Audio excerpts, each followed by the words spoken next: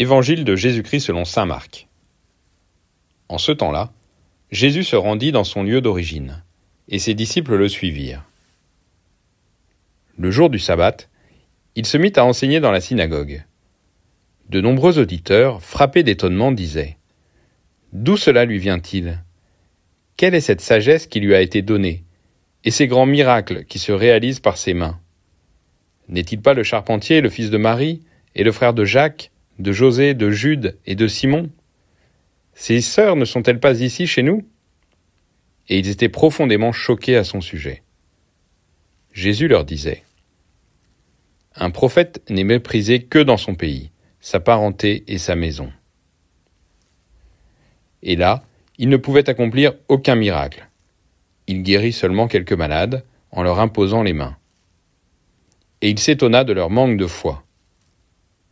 Alors Jésus parcourait les villages d'alentour en enseignant.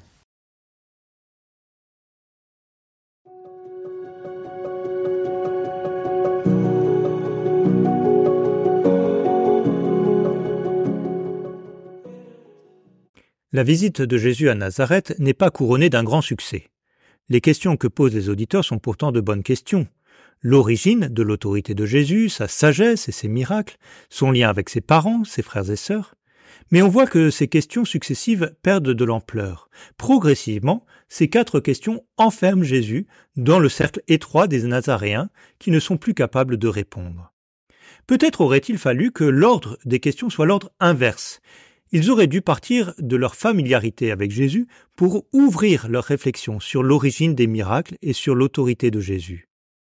C'est un chemin dont nous pouvons nous inspirer. Plutôt que de chercher à ramener Jésus à ce que nous en comprenons, nous pouvons partir de ce que nous comprenons pour nous laisser étonner par ce qui nous dépasse dans les paroles et les œuvres de Jésus. C'est cette ouverture qui nous permettra de mieux le connaître et de mieux l'aimer.